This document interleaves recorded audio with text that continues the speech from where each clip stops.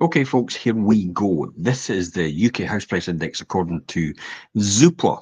Every single month, Zoopla brings out this report. Now, why do they bring it out? Because they see a whole of the market because they get quite a lot of listings. I would argue that Zoopla probably get a lot more listings on their website than Rightmove do.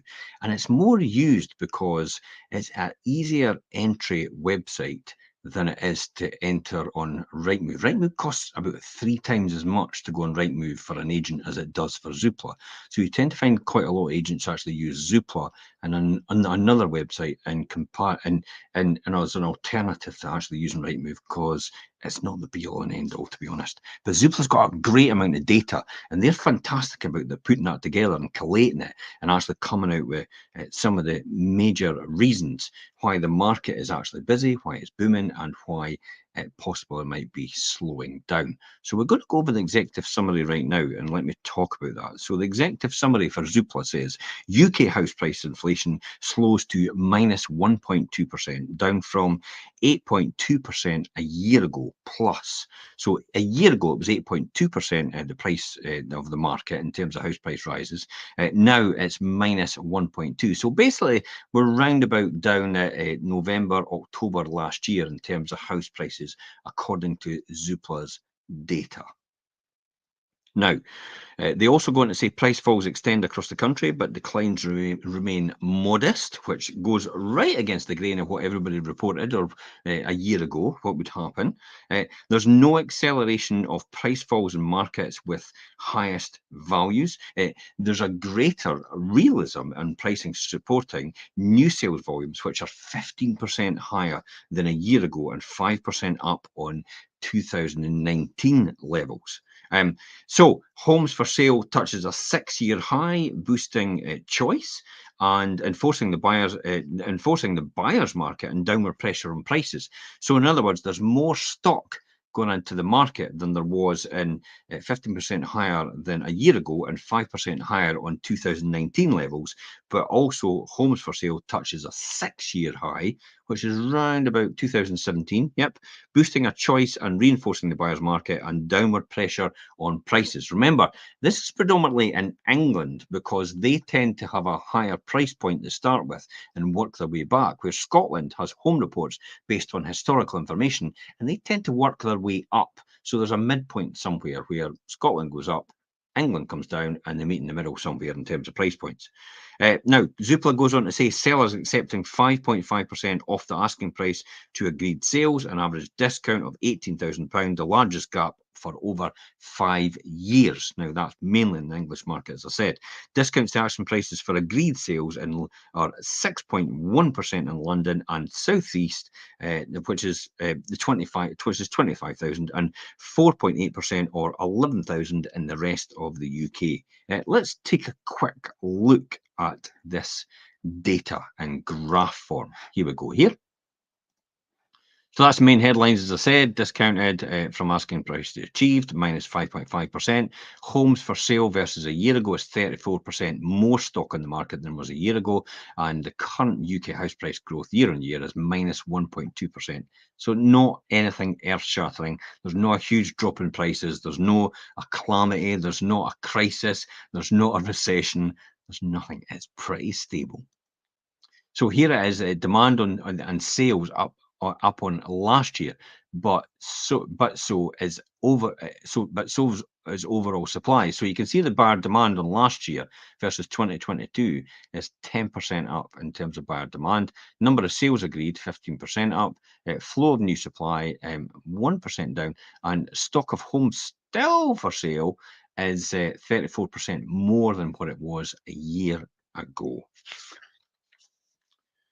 So Zoopla goes on to say housing market that continues to adjust to higher rates, which is the base rates has gone up. Their latest report explores how the housing market continues to adjust to higher mortgage rates. That's the one that we're doing now through lower transactions and widespread, albeit modest, house price falls. I mean, there's evidence that the sellers are steadily becoming more realistic on pricing, clearly, although this means accepting even larger discounts from the asking price itself in the English market.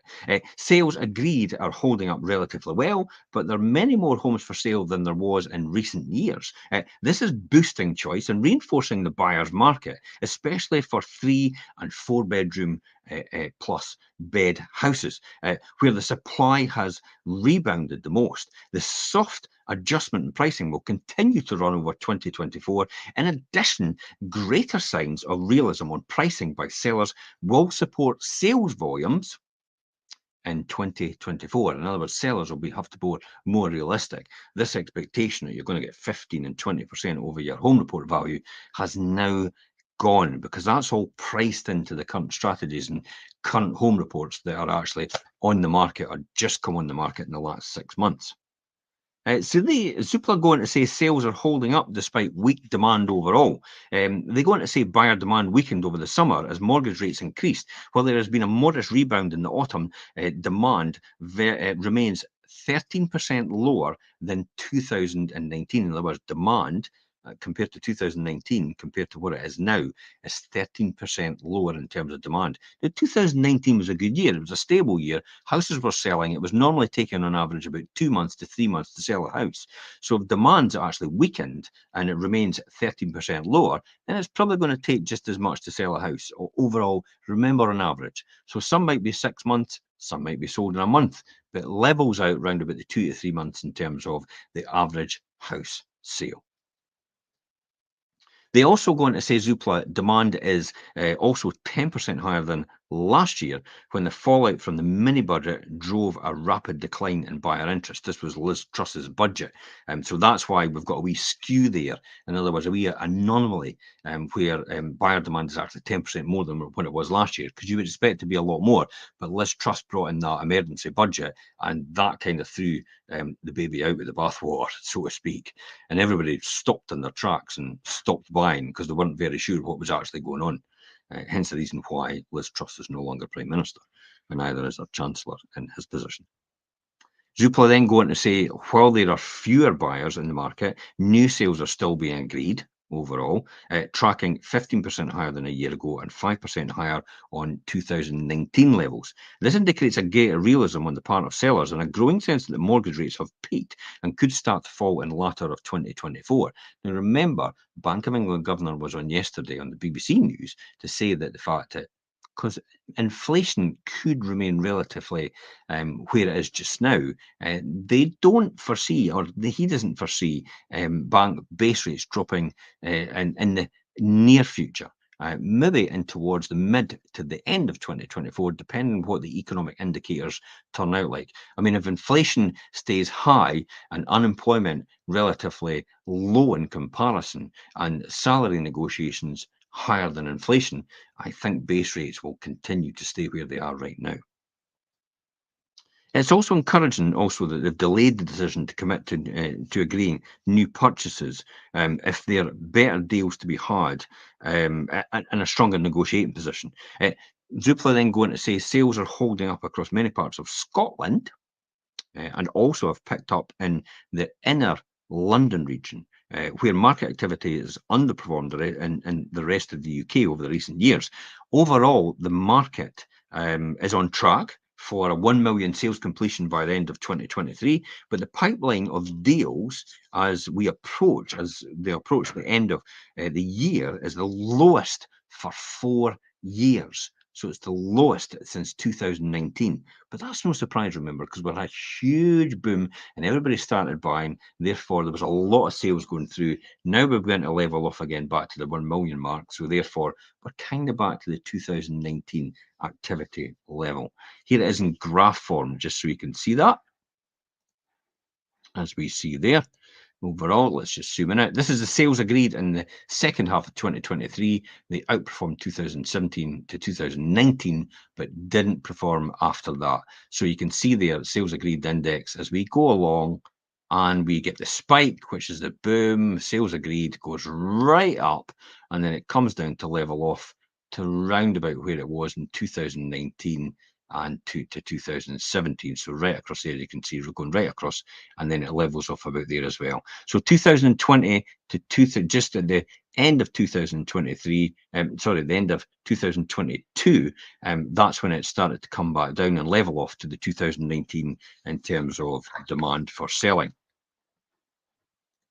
So Zoopla go on to say that UK prices 1.2% lower as most markets register price falls. Their latest index shows that the average UK house price has fallen by 1.2% over the last 12 months. At the regional level, house prices are falling across all areas of England and Wales, led by the eastern region at 2.6% minus, followed by the southeast 2.4 minus, London by minus 2%.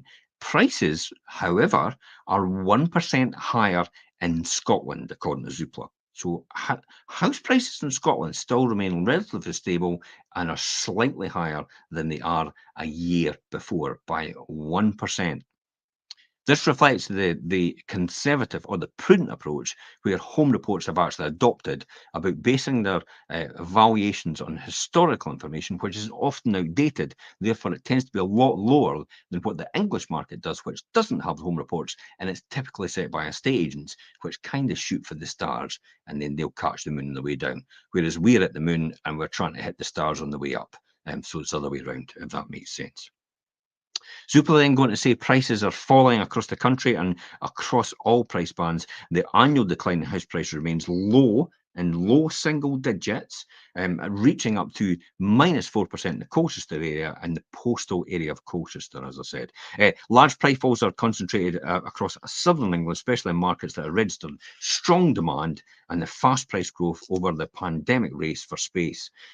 Now demand is falling and supply is growing. It means average prices are falling off a higher base, although prices remain well above the pre-pandemic levels. In other words, it's a lot higher in terms of price points as they did before. That's why I said it's probably around about a year back in terms of the English market. Scottish market's just 1% higher year on year as well, which is good news overall. A nice, stable, level market. Let's take a look at that in graph form.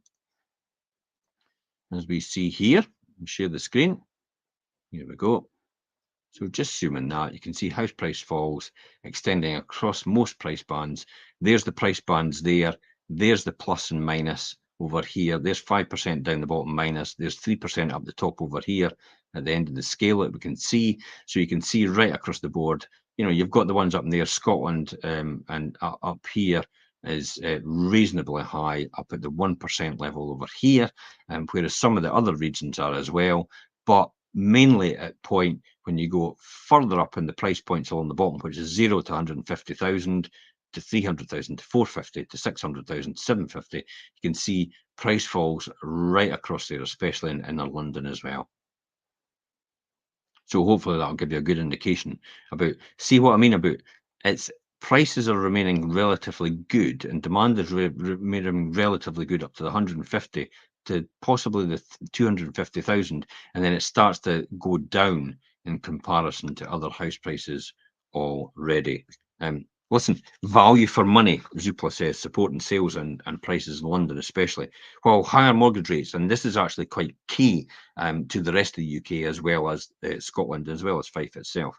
While higher mortgage rates have hit buying power, there is evidence of an acceleration in price falls in the highest value markets, such as London. Annual price falls in London are lower than across the wider southeast and adjacent commuter areas.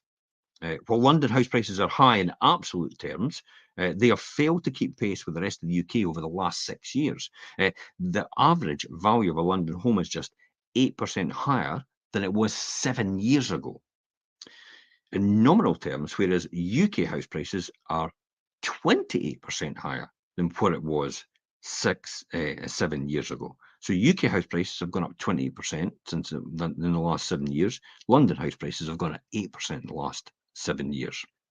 So UK house prices was probably the best thing to invest in if you were buying a second home, if you're investing in a buy-to-let. Whereas London, not that attractive, because you take 8% over the last 7 years, there's probably been more inflation in the last 7 years, probably wiping out that 8% gain. So in London, they've actually seen, in real terms, a loss in value of property in their money invested in. So Zoopla goes on to say better value for money and a steady return to office working is supporting sales volumes and pricing levels in London overall. New sales have rebounded more in London than any other part of the UK over the last 2 months. This has led to a slight firming in prices and values in the EC postal area, which are positive at 0.6% over the last year. They go on to say that there's record high supply of homes for sale. Chronic scarcity of homes has clearly, for sale over the pandemic, has clearly driven that market overall, particularly in the 3-bedroom plus family houses. This was a key driver over high house price inflation. The position is fully reversed with the highest number of homes for sale per estate agent for 6 years. In other words, there are more properties for sale with estate agents than ever in the last 6 years. The rebound in supply has been recorded in the market for 3 and 4 bedroom plus family homes, a trend across all the parts of the UK. Only in Scotland, the northeast and the northwest are levels of supply still below the pre-pandemic levels. The average estate agency branch now has 31 homes for sale compared to a low of just 14 in the middle of the pandemic boom. This is boosting choice among would-be buyers and providing with much greater negotiating power with sellers as they agree pricing. Let's have a wee look in graph form at what that looks like. So this is the number of sales. Number of homes for sale reaches a 6-year high. You can see there in 2017, the homes per estate agent on the market was 25. It went up to October 2017 to about 28, and then it went up to 30 in about July 2018, and then it went back up to about 30 in April 2019, and then up around the 30 mark in October 2020, which is where the boom happened in terms of the market. And then it dropped like a stone in Liz Truss's budget in terms of the number of homes for sale because everybody panicked. That stabilized the market a bit, and then it peaked right back up again for oversupply. So number of homes per estate agent dropped because everybody just went crazy in the boom after the pandemic and started buying. So there was less stock available. That pushed the prices up. And now there's more stock coming to the market as we go up to October 2023, meaning that prices have probably stabilized and possibly you'll probably be agreeing a price at home report value just above or just below at this point in time. The largest discounts to asking price over the last 5 years, effectively. The strength of the buyer's market is evidenced in the fact that the discount to asking price for achieved sales is now at a 5-year high, especially in England. This also signals evidence that greater realism among sellers will, with a growing acceptance that what a home might have been worth a year ago is now largely academic, given the current market conditions. During the pandemic years, buyers had to pay the asking price to secure a property. Over the course of 2023, the gap has widened and sellers have been accepting even larger discounts to asking price to agreed sales. In the first 6 months of 2023, discounts to asking price have averaged 3.4% overall right across the UK. This has now grown to 5.5% of the sales for the first half of November, and a medium discount of, in other words, an average discount of £18,000 off the asking price. This is larger than the previous recorded high of 2018, the last time housing demand weakened and prices came under downward pressure. Okay, so what does that mean overall in the market? Well, the discounts to asking are larger clearly in the south of England. The negotiating power of buyers is greatest in southern England, where affordability is mostly stretched. The average discount to asking prices of sales is 6.1% across London and the southeast, and represents an average of 25,000 reduction off asking price. Across the rest of the UK, the discounts are actually smaller at 4.8% or £11,000, but still the highest level in recent years.